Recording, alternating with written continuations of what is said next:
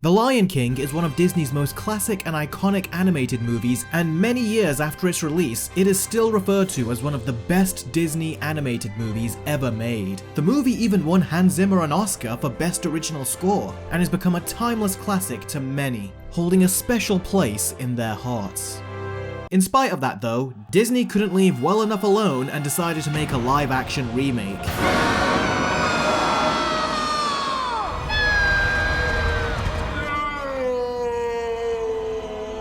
As much as we didn't like it, it made $1.6 billion, and before the release of Inside Out 2, was the 9th highest grossing film of all time. Naturally, I did a versus battle of the remake, and I was not at all impressed. I thought it was lifeless, lazy, had terrible performances, atrocious recreations of the songs, and I thought the photo-realism completely destroyed any chance of emotional investment towards the characters. And it just made for a heartless and soulless movie in the end. So with that in mind, you can understand why I was less than excited for the prequel. Well, I watched it, and I can tell you, I was wrong about this movie.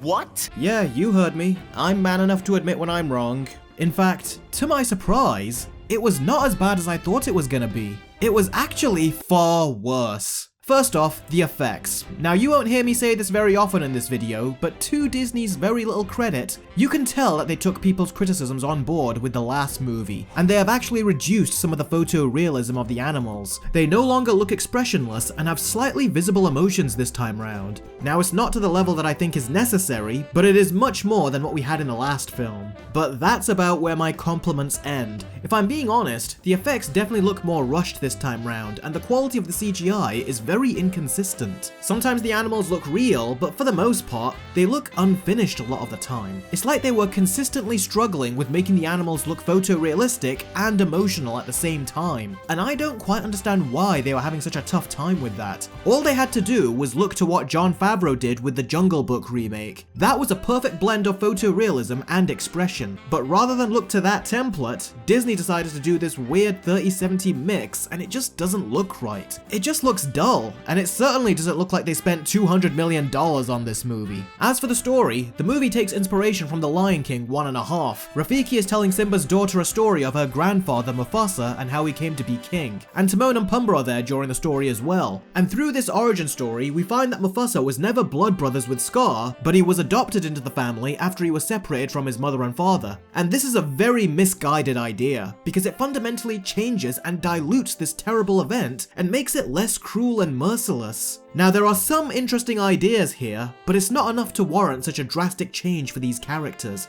And this leads to yet another problem. The pacing of this movie is terrible. This is another one of those movies where it feels like it's going from scene to scene so quickly, to the point that even the pacing of the vocal performances is all wrong. The original Lion King had a lot of slow moments where the characters would think and reflect and emote. A lot was said with words, but a lot was said with silence as well. But in Mufasa, everything is just said with words. Speaking of which, 90% of the dialogue between the characters is paced so quickly and doesn't come across like a natural conversation. There are no pauses or moments for the characters to think before they respond to one another, they just start immediately talking the very millisecond the other stops. And because the characters never take pauses in between sentences, it makes the conversations just feel like dialogue dumps. And the movie never shuts up. Characters are constantly talking, and the movie has very few scenes of silence. It feels like it's on fast forward, and you can't get invested in character interactions that are so poorly paced and edited. And the funny thing about this movie is that it reminded me a lot of not The Lion King,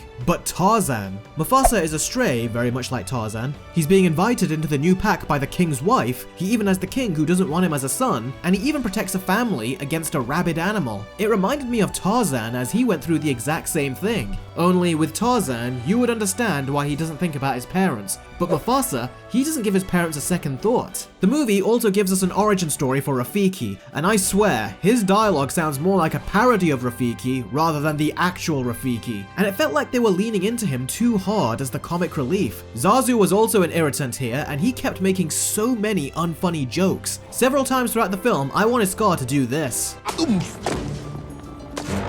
And do you remember when I said that the characters never shut up? Well, you will really want the characters to shut up when we get to the scenes with Timon and Pumbaa. They constantly interrupt the story and are trying to do a forced comedy routine any chance they get. Now I know what the movie is doing. They are clearly trying to have them interrupt the story like they did in the Lion King 1.5 movie. The difference is that it was funny in that movie, but it was unbearably annoying in here. Seriously, Timon and Pumbaa are actually the worst thing about this film. Their comedy routine comes across as so desperate. It feels like their dialogue was not even written, but improvised. My audience was not laughing at any of this movie's jokes, and the odd time they did get a chuckle, it wasn't from these two. Even the kids in the audience were unusually quiet during these scenes. There's even a love triangle between Sarabi, Mufasa, and Scar, and it comes out of nowhere. The attraction is so sudden, especially in Scar's case. Speaking of Scar, this is where the movie did something good, because this is Scar's origin too, and they make him a coward in this movie and show that he has always been that way. And when Scar makes his turn, the voice actor does a surprisingly great job at sounding like a young Jeremy Irons. He even mimics the same inflections as Scar from the animated movie, so I was genuinely impressed with the actor for that. Now Scar is not called Scar in this movie, he's called Tucker, and they give a reason why they changed his name to Scar, and yeah, they tried, but it was forced. Hard. As for the songs in the movie, I didn't like any of them. From the very opening of the movie, Rafiki is chanting, and it sounds nothing like the chants from The Lion King, but it sounds exactly like the chants from Moana. And the songs only get worse from there. And I can tell you, by that alone, Lin-Manuel Miranda was completely wrong for this movie. His style does not fit The Lion King. The villain also has a song, and it just sounded silly. Every time he said, bye-bye, it was ridiculous. Bye-bye, bye-bye, bye-bye, bye-bye, bye-bye, bye-bye, bye-bye, bye-bye. The movie was really trying to make that line catch on too, and it felt so desperate. And a lot of times, the songs don't even have a rhythm. The characters are just spouting dialogue, but in a singing voice, and that seems to pass as a song in this movie. Yeah, you and your kids won't be singing any of these songs, I'll tell you that. I really don't know why Disney just keep hiring Lin-Manuel Miranda to do these songs. Back in the day, they would have countless different writers come in to write songs for their movies, but not anymore.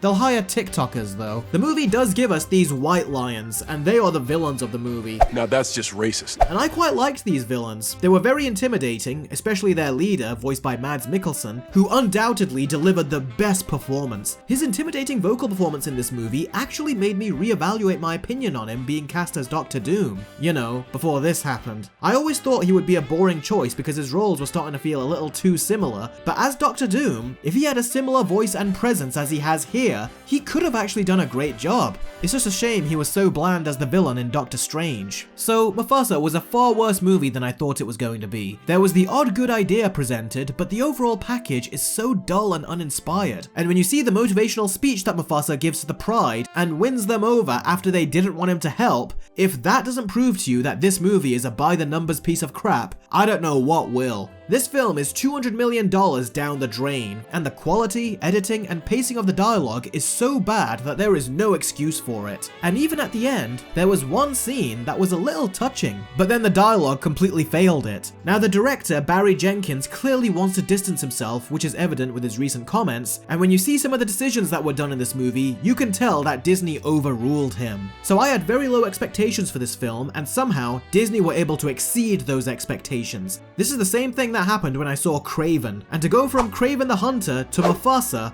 I think I seriously need some therapy, but hopefully Sonic 3 should fix that. And I'm gonna be watching that as soon as I finish this recording. I thought there were a couple smart ideas, but ultimately, the execution is what really killed it. And when you get down to it, the idea was not smart enough to warrant a movie in the first place. So the movie won't get a 1, but it does get a 3 out of 10. This is another example of Disney making something that their audience never asked for, and it really makes you think about Disney. They made Inside Out 2, they then rushed Moana 2 out the door, which, as you all know, was originally supposed to be a Disney Plus series, but they just gave a bigger budget and rushed into theaters. But now with Mufasa, Captain America Brave New World, and Snow White being their next 3 movies to release, I think their terrible decision making is going to catch up to them again. So don't bother watching Mufasa, guys. It's a waste of time and money for both you and the studio. And Disney, I don't know what else to tell you, so I'll just let one of your own characters tell it to you straight. Go on, make a jackass out of yourself.